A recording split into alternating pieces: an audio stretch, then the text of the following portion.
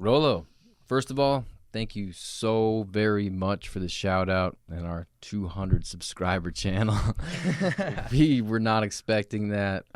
Mike sent you a DM or tagged you, and we just so much appreciate that. You could have, and I mean, you did tan our hides respectively, and we're gonna get into that. But either way, we're just very thankful for it. So thank you so much. Yeah, you helped our channel, man. I think we got a fifth of our followers just from that. We got a solid. Awesome. It was a good solid 3-hour roasting session. That, Yeah. The comments. A lot of you guys went in the comments and let us have it as well. Yeah. It was I mean, entertaining. if we were marshmallows and Rollo was the guy in charge of making s'mores, there would be just a nice charcoal chunk. But he said he liked this, s'more. So I mean, he said I want to like, but there's like a little bit of like gooiness. Well, we're gonna try and push him over the edge marshmallow. into liking us. Hopefully, as a brother in Christ, how it is. You don't have to like everybody, but you have to love everybody. So, and there's plenty of people that I know that are brothers that I don't really like, but it'd be nice because we respect you very much. Thank you for the shout out, Rollo. Yeah, and I'll just I want to lay the context out to how this discussion even came for us on the podcast. So we have done 2 other kind of quote red pill discussions. We just call it. It's really dating and relationships. Mm-hmm. I had first started reading Rollo. I read your first book, and I've read most of the 4th book, the religion book. And then you gave me... Yeah, I had Joe read it. I've read it. Great book. So the last 2... Changed my life. Changed my world. The 2 previous podcasts on the topic, I had read it. Joe was in the middle of reading it, and that led to some interesting discussions. It's definitely... the whole book just unplugs you from the Matrix. For sure. And after being, in a long-term LTR... For 12 years, it's acronyms, baby. I had to unplug from the blue pill beta matrix. So definitely had a lot of terminology to learn. Love the book, love the information, and my brother, on the other hand, I'm engaged and I've been married. I have a covenantal marriage. Did not read the book. I did not read the book, but what I did do is I consumed a lot of the media content. So obviously I have a morning. I mean, what my schedule looks like is I'll have a morning walk and I'll try and consume media content via podcasts, different stuff like that, to sort of educate myself. And on this issue, sort of getting misinformation and I'm really terribly sorry for doing that. My sincere apologies to you, my dear brother Rollo. This is not something that I intended to do with any kind of malicious idea. I mean, our desire is for our followers to be edified by good information. So my biggest concern is to both you, so you understand that, and also to our followers, so that they know that they can pick up your book. That I made an error on stating that the book was written in the early 2000s. It was written in 2013. These stats are prevalent and relevant to today's standards, if not more so. So I would encourage our listeners, as small as our listener fan base is, to go and pick up that book, Rational Male, and see how it can edify them. And I'd like to tune back in when I'm done reading it as well. And so we had discussed this before, kind of in brief detail, and then I had been watching Adam Sosnick's podcast. Rollo, you've been on there quite a few times. I watched most of those episodes. I'm also one of the I watch Fresh Fit all the time. I've seen pretty much every episode of you on that. Met Myron in Miami. Yeah, we did meet Myron in Miami. Cool dude. Their party, 500 subscriber party. Yep, he's at the club. 500K subscriber party. We went to the club and he stayed outside. And Myron didn't even go in the club; just hung out outside with us. We went in later. But I mean, he wasn't like in the club. He was like on the outskirts, hanging with the dudes, which I thought was cool.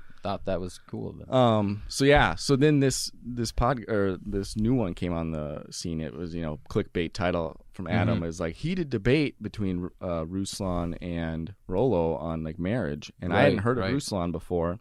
Yeah, but I had watched it and I was like, this is a good discussion. I actually knew about Ruslan because Mike Winger and him hang out. They talk. Okay. So I was able to sort of know him a little bit.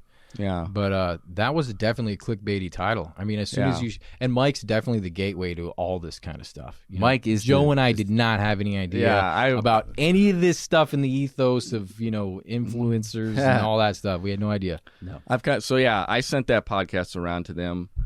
Phil was here too. Phil had read the book like probably 5-6 years ago, the original Rational Male. So I sent it to him too. I was like, let's include you in on the discussion. And so it's really just a roundtable discussion between four guys with a small audience. And, our audience is, I'd say, a unicorn group. Yeah. We kind of like the Red Pill content to us is kind of, we're a little bit outside of it, in the women we're looking for and who we are. Right. Like, we follow the Christian morals to the T. We try to. We try. We try. We promote that. Yeah. We definitely deal in the world of shoulds versus what is. Yeah. Whereas, And I want to just That's underline a good point. the reason, because I read through some of the comments, and I know that a lot of the guys are like, you guys are living the blue pill ideas are this fantasy thing. And for us as Christian men who have faith, we want to live in the what should. We respect people like Martin Luther King, Gandhi, Martin Luther. There's tons of these figures in our history that founding forefathers. Our founding They were deists, but any still. one of these guys that was able to rise above the status quo, the standard, and push upon the world with all kinds of resistance, threats to be murdered. Think about the things that Martin Luther King had to deal with, or Gandhi, and I've read both of their autobiographies, and I can tell you that what they had to do was Nelson dream Mandela. about what should, and bring this into reality. Nelson Mandela, Long Walk to Freedom, exactly. It's a great book. So we as men, we try to do that and fight that battle. That's what we call the good fight. As you read, good fight. That's what the good fight is. So when I was reading through the comments, a lot of the guys were like, you guys are focusing on what should rather what is. And I do want to say, we do think about what is. We do want to know the battle that we're in. We want to know the tactics people are using against us. We want to know our enemy. But most of all, we want to seek to help these people. Well, you don't want to get sucked into their world. You don't want to become your enemy. That's the idea. There needs to be an equipoise between the information and not having your head in the clouds, for lack of better words. Understanding the world you're living in, those dynamics, the information, like Rollo is so good at. These are numbers. They're very important. But also taking into account that we are, and I know Rollo didn't like that, being called a philosopher, but there's a bit of that push of that periphery of pioneering, of looking to something that's not like the beginning of this country, for instance. Like, everyone went around to the founding fourth when John Adams was going out looking for a loan in Belgium. Like, they looked at him like he was crazy. It's like, that's a very idealistic idea. It's basically a utopia, and it's never going to work. Good for you for having that idea, but really not going to work. You're going up against Britain. It's a superpower. Y'all are screwed. So, I mean, this type of stuff I totally understand, but we are looking for what should be, and our trying shoulds are, they're utopian in a sense. Absolutely. They are. And that's the example we follow with Christ. Like, we talk about the Beatitudes laid out in Matthew. Those are unattainable. Yes. But there's something to strive for. That's right. And it doesn't even, it crosses over in everything. Like, we talk about fitness and health and stuff. Well, guess what? 70% of America is like overweight. Yeah. Like, we're also dealing in the edge cases there on what we're promoting, Right. what should be. Yes. Like, I think that is essentially what we want to do. Absolutely. And mind, body, and spirit, and then educating. And like, we deal with dating a lot because there's a lot of young men out there, and because of the red pill, like, this atmosphere in the world today, since the feminist movement, has made marriage a bad idea for the majority of people. And saying why that is giving the facts out for the reason behind such a statement is super important. People need to understand why that is, what they're fighting against, what their odds are.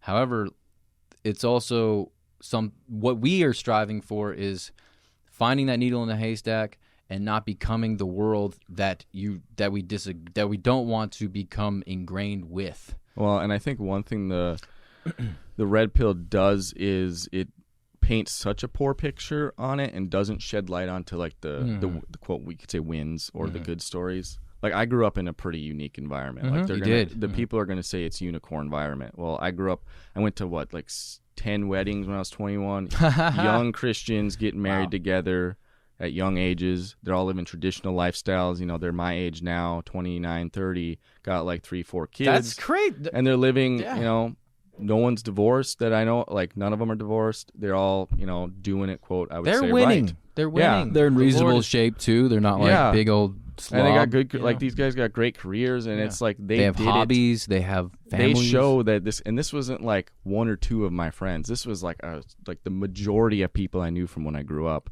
And these are the people I met in college and the youth ministry I was in college. And like, it's not that rare. Mm-hmm. It's just, I think the big city bias is part of it. Absolutely. And, humans have a tendency to identify with the world with what they've went through, and it's that bias exists because we want to relate. And, we have this tendency to color the world as the way we feel, and the more mature you are as a believer and a man, the more you can kind of step aside from that kind of thing and say, well, what's really going on?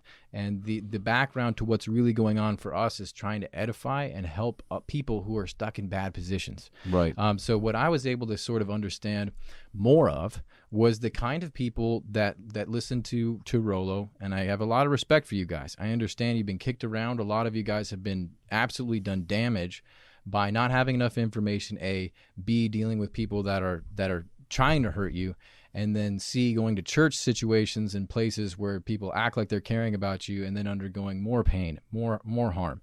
But this is standard for any kind of human being that desires to learn and go through this process of sanctification we've all signed up for as Christians. I went through bad church situations. I went through bad relationships. But the real thing that we're battling against is not those bad circumstances, because they're always going to be there. It doesn't matter if it's in business, your passions, your faith. It's what we're battling against is bitterness and the enemy's tools to start to blind us to what's really going on and what should.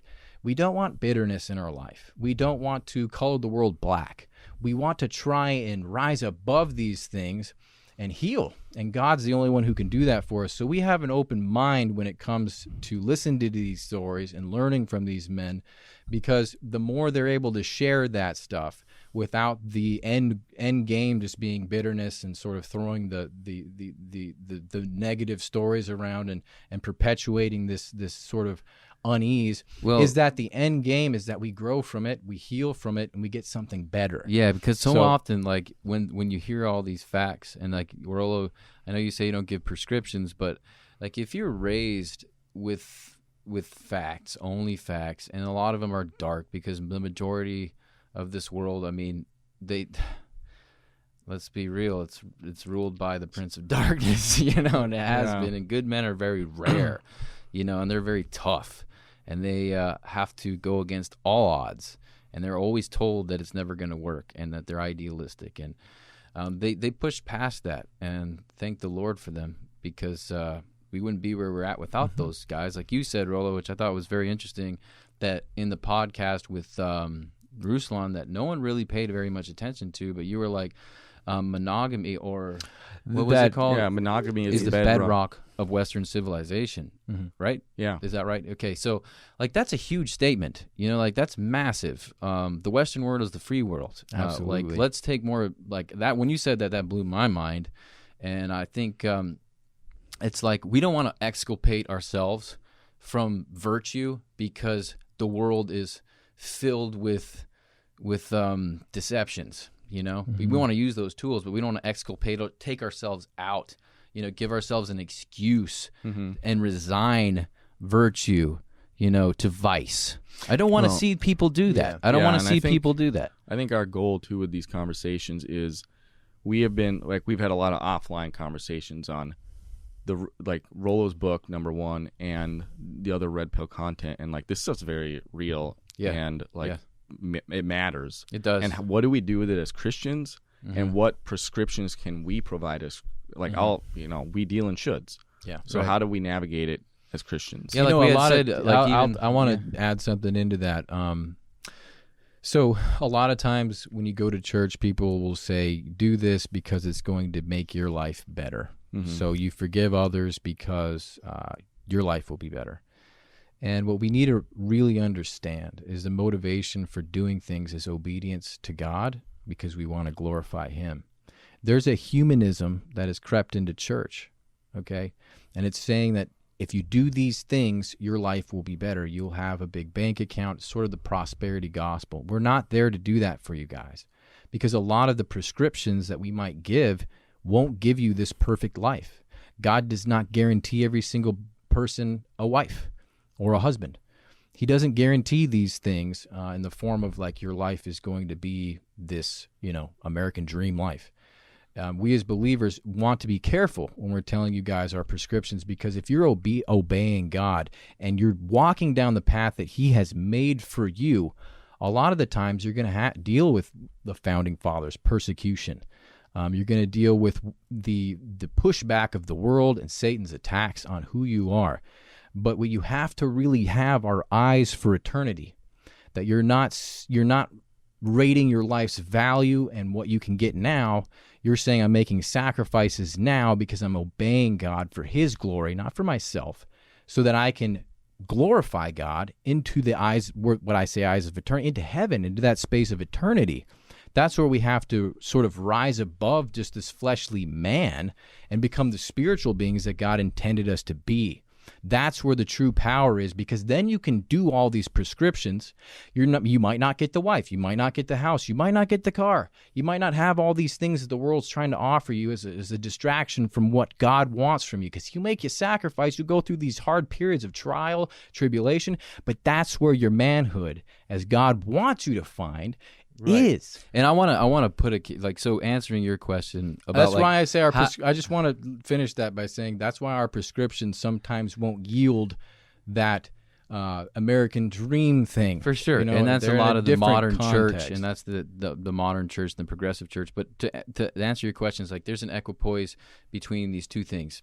Like the world you live in, being wise as serpents and gentle as doves, and bringing those two things together. Because a lot of times the church is like, they're crazy. I mean, they don't take into account. They're so far out into Disney. They're way up their own. I mean, it's ridiculous. They obviously haven't been living with people that need to be loved and dealing with their issues. Otherwise, they'd be a lot wiser. They'd have that wisdom, because they'd be putting up with a lot of crazy crap. You know what I mean? That's the reality. Those people are nuts. But like that whole like dreamland, the sleeping church, for lack of a better word, they're not taking into account real hard facts. They're not taking into account the numbers. They're not taking they almost look at that stuff as like it's nonsense. Like it's not part of our spirituality. It's not biblical. But that's not the way Paul rocked and rolled. Paul says like I became like these people so that I became like the Jew. I became like the Gentile. I became like the Greek. I did these things so I could understand them. And that is learning. That is taking in information from cultures. Well, I think what happens with the church is they get confused with, like I remember going to youth group, and the pastor there was like, the counterfeit dudes looking for counterfeits in the banks and stuff. They look only at, like the real money. Yeah. So that when they see fake money coming through, they know what it is. Yeah. So a lot of the times at church, they get confused with their idea of love and serving. And they're like, well, I'm going to corrupt my mind with this information from the world. It's not putting faith in God. It's a waste of time. But what you have to understand is to meet somebody where they're at when they're not having Christ in their life. It means to understand them. And so empathy. You have to work for that. Yes. And it's not that you're becoming like the world. You're simply understanding circumstances, which is where books like Rollo's books, some of these more empirical things, which are saying here's what the enemy is going to use against you. Here's some of the undercurrent to the evil, malevolence in the world. Here's what works. You're taken behind enemy lines and seeing the mechanism that's at work. It's the why. It's a good thing. But like Joe had said, the church has become stifled in its growth because of its fear and misconception of what it means to engage the world. Yeah, they don't talk about dating in the church. They're just like, oh, God's got a lady for you. Well, it's very superficial, though. I mean, they don't dive deep into it, and that's why I can see like Rollo being a Christian is in a tough spot. Like I mean, with what the way that he's looking at things, and I view this as like, we had a conversation about it this morning. It's like a lot of the early church, there were the monks. These guys were scientists. They really pushed science forward. And then the church came to a point to where they demonized science and they're afraid of it, shut it down, right? And then the church got shut down by science, okay, the materialist revolution. And then the science totally gave up on philosophy. The scientists gave up on religion, all that stuff. And then the science started to decline because you can't come up with hypotheses. You can't come up with creative ideas if you're not philosophizing and you're just looking at data and you're just looking at the facts. There's no way to theorize something new and novel in that framework. So you have to have both together. I'm reading Stephen Meyer's book called The God Hypothesis, and he talks about where things exist. And it's really interesting because scientists are in the material, the space, the time. They have these metrics and these sort of elements that make reality, and there's nothing outside of that. And he was talking about Stephen Hawking and Lawrence Krauss, and there's the guy who really invented some of these quantum physics theories of the beginning of the universe. I think it's Vilenkin is his last name. I can't remember his first name, but they're talked about math existing in the mind, and it kind of talks about what it spoke to me was the way that Satan is the father of lies, right? So he talks to the scientists and says, well, philosophy and science can't commingle because they're different. They're so different that they're going to subtract from each other. When you see what they have in common is they both exist in the mind, just like mathematics does. And there's this creative force that actually binds them together. So when I said Rollo was a philosopher, what I was really trying to explain was that by getting data, by seeing more truth, we grow and we change and we philosophize on what those things could potentially do. We're constantly trying to foreshadow as human beings. We're trying to make better decisions now to impact our futures and those around us. Hopefully we get so good at that in our lives where we can do better for the people around us, right? For people who don't even deserve it. And so as reading those things, we start to understand that what exists in the mind, if it's math, science, philosophy, all these things, they're bound together. And you can't separate them. When the church tries to say we're going to stay in our little building and we're going to just not pay attention to the world, they hurt themselves. Just like the philosopher that says no science or the science that says no philosopher. Mm-hmm. It's kind of the same story. It needs to be a balance. And Satan is the father of lies. So whenever he can slide something in like that where people are going to believe a lie, we end up suffering. And that's what we're trying to figure that out as men, because we got a lot of that work to do for ourselves, and that's the thing we wake up in the morning and try to remind ourselves of every day. Rollo is a musician. Like, he started off playing in metal bands, which I love. John and I play in a metal band too, bro. Love metal and love music. And I find it interesting that there's that element of art within him, within what he does. And the way that he explains things and his use of language, which I think is sort of the way that maybe he isn't, maybe because you say you don't give prescriptions, but I mean, like for marriage, for instance, in the last podcast, you're like, I don't know why people don't think I like marriage. Like, I'm married, people call me a beta. How are you able to talk about this stuff when you're married for 26 years or something? Like, long time. Mm-hmm. Happily don't married. Get into my book, buddy. Forgive me. Don't step into don't quote. I'm not going to get in that. Sorry. So a long time. And you're wondering like why? Well, it's because obviously being a what's the word of when you're monogamous, married? No. What? Influencer? No. What? Totally off. But taking in data. Empiricist, you would say like, oh, all these guys are thinking this. Why are they thinking I don't like marriage? Well, it's probably because there is like that subtle undercurrent of prescription. Whether or not you meant it or not, it comes off in the way that a lot of the people that digest your material will go, yeah, marriage, this guy must not like marriage, regardless of whether you do say it in your book or not, because I do know that when I read it, I was like, he does respect it a lot. It's obviously the current state and condition of the world in which he does not prescribe it in, which I totally understand with the divorce and the marriage mills and how it all got turned into like this big business and just I totally understand that. That makes a lot of sense. Men need to understand that. But I think there's a bit of that within your audience to where they definitely pigeonhole marriage and they definitely don't respect it. Well, whereas I'm happy to see you say, I want to see you guys get married. I want to see you guys find a woman. I want to see you guys find a monogamous thing. I want to see you guys be successful in marriage. In this last podcast, I'd like to point something out. I found that was very great, and I really appreciate it. And also, you know, you kind of like standing up and being like, yeah, I am a Christian. Yes, I believe these things, and kind of talking about your experience in church, like, you know, being in the church band and sort of like the way that you view church, because we've had some podcasts about the current church, the modern progressive church, and about like what we believe is church. There's 2 or more gathered. It's not a building. It's not these places, like how the music, all these different, like you were talking about females in church. Should they be able to preach? Should they be able to lead? How we kind of cherry pick doctrine in today's church. And I can understand we need more of that type of intellect and thoughtfulness. We're thinking about it We're thinking about it guys going to church nowadays. We're thinking about it deeply, but I'd like to back up and underscore some of the thoughts that you described, as well as some of the things we've run into with perception of audience and how that communication stream is so precious, right?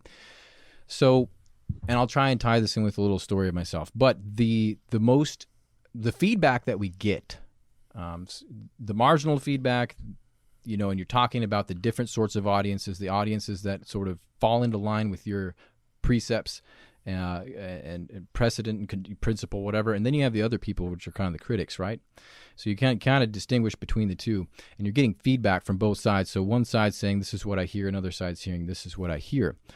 So we're trying to communicate to both sides what it is, and the communication that we use is going to be different. So I had to learn this because when I first, I think I was like 18, I remember we were playing in a band. Joe and I, we played in bands since we're 14, and I would be very sort of stalwart on some of these ideas that I had, and I wanted to see them happen, and I'd be communicating with guys. And I remember one time, I think it was Kirk, our bass player, he's like, your tone of your voice is something that you sound aggressive.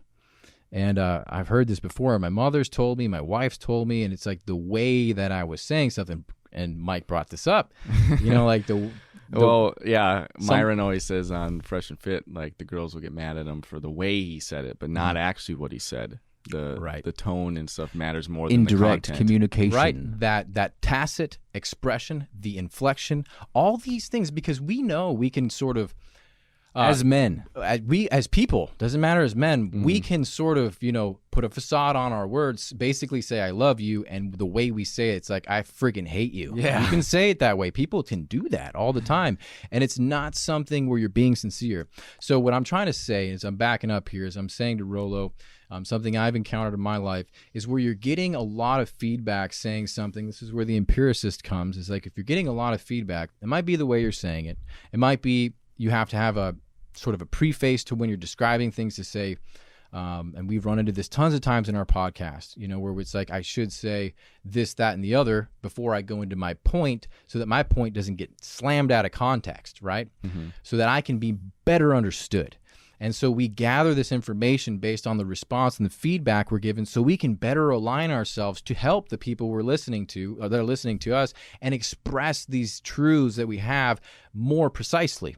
And so that feedback is important. And like Joe said, if you're getting a bunch of feedback on the critics side that's saying you hate marriage, it's freaking awesome to hear you say, I like marriage. I hope all of you guys will get married. And to hear that, I was jumping up and down in my room. I was like, right on, Rollo. Brother Rollo, my eternal Christian he's brother. He's going to be like, I said this in my book. I know he's going to say these things. I know he's going to say these things, but this is my perception. This is precisely what I'm saying. Is my perception as a media consumer, not a book reader, because he has the majority of his content, I'm sure people are consuming because people are lazy, they're not reading his books, is the media content. Yeah, that's why he says read my book. I know that's why he says that. He's pretty much like hardcore. But again, that's something I think it's great, because most people need to do more of the deep dive into stuff before they start talking about it. We all wish they would read Reading Rainbow, baby. Like he said, the colors, you know, even reading Rainbow is like, kids, we want you to read, but we're going to make a movie about books. So that you'll read these books. Do what you gotta do. It's hilarious. Do what you got to do. But so I just wanted to make that point because we're learning about that, and it's hard. Yeah. Well, Was anything else we wanted to cover? Yeah, I think you wanted to talk about the perception, or not the perception, but what was the way we were listening and sort of, I wouldn't say critiquing, but commenting on the discussion. Yeah. Rollo being and Christian Ruslan, brothers, pretty much. like that point. Yeah. Well, when I found this debate, like I sent it to you guys, and our audience being primarily, I would say the unicorn Christian men, not the Christian men. Yeah. Like, it's a roundtable discussion between four dudes who, not all of us read the book, obviously. Some of us did years ago, so it's not all fresh in our mind. It's not like the Bible. Yeah. We don't have it, we're not rereading it over and over again. Yeah. So, that's the context of it. We weren't like here to debate Rollo. In a roundtable discussion. It was just four guys talking about how like two watched. Christian brothers kind of confronted each other, being both influencers. Yeah. Both of them being influencers, and I think that was pretty cool. And that's what we want to have, is like a conversation with you. And I think it'd be cool if like I'm gonna read your religion book, because I think it's got a lot to give, especially listening further into the podcast. And hearing a lot of what you had to say, I was like, I agree with that, because like this is really what's going on in the church today, and there's a lot of great points in there that I think our audience and a lot of would really like and appreciate. And stuff and we talked about a lot. We too. did talk about it, and it's very much congruent with some of our past videos. That's why I think it'd be a great conversation once we read the book. But I just want to see us get together. I saw a lot of your the comments that you had. Were a lot of God bless you, brother. Like I think a lot of your viewers actually they might have some faith somewhere in there, and be looking for a little bit of guidance outside of just the red pill spectrum. And I know that might not be what you want to do, but if you are a believer and you love the Lord, there's a big opportunity there to, if they're hungry, I'm not saying cram it down their throats or do any of that, because that's not what we're about either. We're about leading through example. And, I just want to put that on your heart. Like, if you do feel encouraged to kind of share those things, more from like a personal experience, because you're the godfather of the red pill. People are curious. I know you're obviously Rollo Tomassi, Mrs. T. Like you love your privacy, and that's a big part of what you do. And I totally respect that. But if there's a way, or if you do feel so inclined, I see those guys in the comments, and I feel for them. I'm going to be honest, dude. Like nowadays, leading by example is of the most essential. You need to walk the talk, talk the talk, and walk the walk. But for a lot of guys that are believers, we need to share. It comes again, like effectively knowing the feedback from our audience. We need to share. If you're a man of faith, let's be honest, that's the biggest question, and the biggest unknown is death. I wake up in the morning and I think about death. It's not a depressing thing. It's something to wake up my mind to know that that's the only guarantee I have in my life. And so connected to that is that I have salvation. I have God. I have prayer. So by default, you need to be excited about that. That stuff needs to crop up in your life and the people you're talking to and sharing, because you're impassioned by this. Yeah, you have a living fire, the Holy Spirit inside of you, and this is something people are drawn to. The most attractive thing in the world is Jesus Christ, is salvation, is perfection. And when they see that ease of communication, not wondering, well, how will they take it or what will they do with it? Truth is truth. And the truth comes from Christ, and love comes from Christ. So when these things are expressed without that sort, and I was there for a long time, what are people going to think? Am I going to get this? Is this going to fall? All these questions. If you love them and you want them to be able to have not just a marriage, not just an understanding of the world, but a relationship with Christ. That's the most real valuable thing. He's not up on the cross. He's not in the church on Sundays. It's someone that you meet in the morning when you're on your knees. Yeah. And he's your father. And he's around. He's everything. He's really everything. And to have that relationship, like we were talking about this, Mike, like how real it is, and how just when it's all around, like C.S. Lewis talks about that. I'm reading Screw Tape Letters again. And, there's so many ways where we put God, like we put him over here, we put him over there, we put him in this one place on this one day at this certain time of day. We put him in these, like we kind of, he's like, he is the purpose. The more we align with him, the more we become ourselves, the more stable we become, the more rooted we become, the more freedom you have. It's not like the opposite. Like the world will have you thinking, yeah, you go out and do all these things. The more of a slave you become to those rules, the more of a slave you become to those fears, the more manipulatable you are. Yes, you might be, and this is what we're trying to do. We're trying to find the equipoise between being wise as servants, order and chaos. order and chaos, because it's not a total stability. We're not looking for that. The root is Christ, but you're out there on the front lines feeling unstable every day, and that instability, that between the order and chaos, that's what drives us in closer to the Lord. That's what makes it so important. That's what makes it the most valuable thing that there is, because he made the order and he made the chaos, and he wants us to work between those two things. He wants us to understand that, because that is what he does, and that's the way he wants us to communicate with a being that understands why he made us in his image in the first place. Yeah. You know? Well, loving your brother, and that's what we going to give our brothers the best gifts we can. Yeah. Great. Is there anything anybody wants to add? I think that was great. Yeah, I think that's we'll wrap it up there. Yeah. Rollo, we'll probably be in your DMs, and if you want to chat with us further, hit us up. Right on. God Thanks. bless you, brother. Yes. God bless you.